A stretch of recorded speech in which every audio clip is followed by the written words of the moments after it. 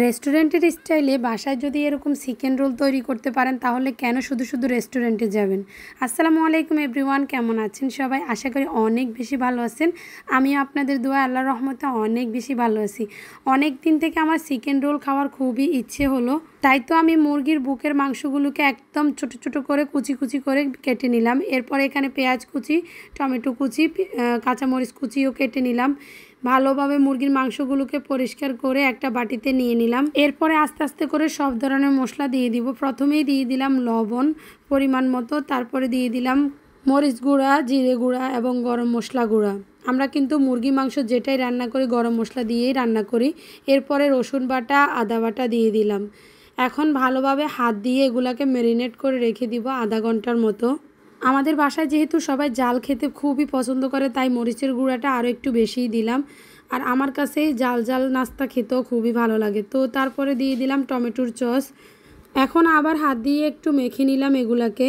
হাতের সাহায্যে এগুলাকে ভালোভাবে মাখতে হবে যাতে মশলাপাতিগুলো চিকেনের ভিতরে চলে যায়। তো আমি চুলায় একটা পাতিল বসাই দিলাম এবং তেল দিয়ে দিলাম।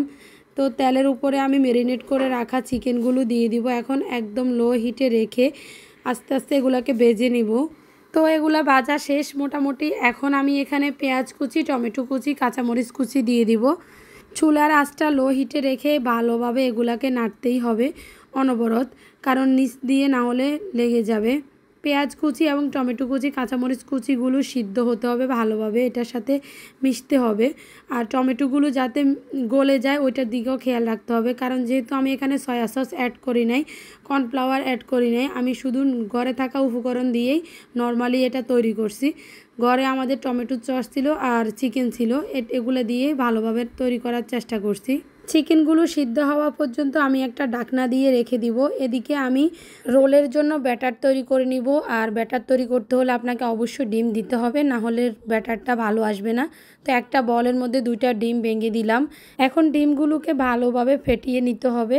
আপনারা চাইলে ডিম ছাড়াও তৈরি করতে পারেন ব্যাটারটা, তবে ডিম ছাড়া ব্যাটারটা তেমন একটা ভালো আসে না।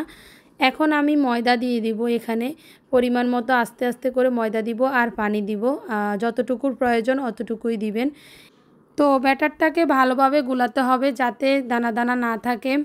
তো আমি আস্তে আস্তে ব্যাটারটাকে ভালোভাবে গুলিয়ে নিচ্ছি। এদিকে আমার চুলার উপরে রেখে দেওয়া চিকেনগুলো লো হিটে এখন পারফেক্টভাবে হয়ে আসছে।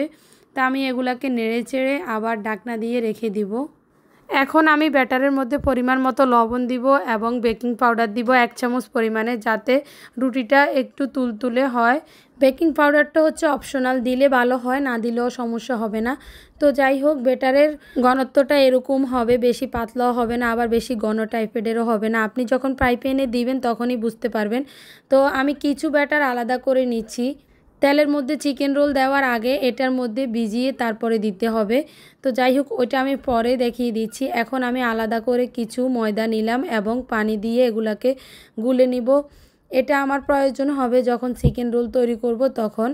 এখন ব্যাটারের মধ্যে 1 টুকরো লেবুর রস দিব যাতে ডিমের ফ্লেভারটা না আসে। ব্যাটারগুলোকে আবার একটু নেড়ে ছেড়ে প্রায় আধা ঘন্টার মতো রেখে দিলাম। এখন চলে আসলাম চুলায়, একটা ফ্রাই প্যান বসিয়ে দিলাম এবং পরিমাণ মতো ব্যাটার নিয়ে এভাবে রুটির মতো করে গোল করে দিয়ে দেব। হালকা আঁচ রেখে রুটির এপাশ ওপাশ দুপাশকে ভেজে নিব, যাতে দাগ না লাগে ওই দিকে খেয়াল রাখতে হবে। এভাবে এক এক করে সবগুলো রুটি তৈরি করে নিলাম। এরপরে চিকেন রোল তৈরি করার জন্য চলে আসছি। রুটিগুলো একটু ঠান্ডা হলে তারপরে চিকেন রোল তৈরি করব। তো রুটি একটা নিয়ে নিলাম, এটার মধ্যে আমি 2 পাশে আটাটা দিয়ে দিব আগে, তারপরে চিকেনগুলো দিয়ে দিব। চিকেনগুলোকে হাত দিয়ে সেট করে নিব, তারপরে রুটি 2 পাশ থেকে উপরে উঠাই, তারপরে এগুলাকে গোল গোল করে শেপ করে নিব রোলের মতো করে। রোলের বাঁচটা কিভাবে দিবেন দেখলেই বুঝতেছেন। একদম পারফেক্টভাবে বাঁচটা হলে আপনার বাঁচতে গেলে এগুলো আর পেটে যাবে না। তো যাই হোক, আমার রোল তৈরি করা শেষ ফাইনালি। এখন আমি চুলায় একটা ফ্রাই প্যান বসিয়ে তেল দিয়ে দিব। রোলগুলোকে রেখে দেওয়া ব্যাটারের মধ্যে চুবিয়ে তারপরে তেলে দিয়ে দিব। এভাবে আস্তে আস্তে লো হিটে রেখে তেলের মধ্যে এগুলাকে ভেজে নিব মুচমুচে করে। ফাইনালি চিকেন রোল ভাজা শেষ। এখন সবাই অপেক্ষা করে আছে, সবাইকে পরিবেশন করে দেব।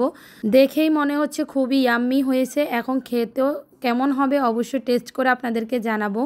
সত্যি চিকেন রোলগুলো খুবই মজা হয়েছে, আমার কাছে তো বেশ ভালো লাগছে। আপনারাও চাইলে ঘরের মধ্যে থাকা উপকরণ দিয়ে এভাবে চিকেন রোল তৈরি করতে পারেন।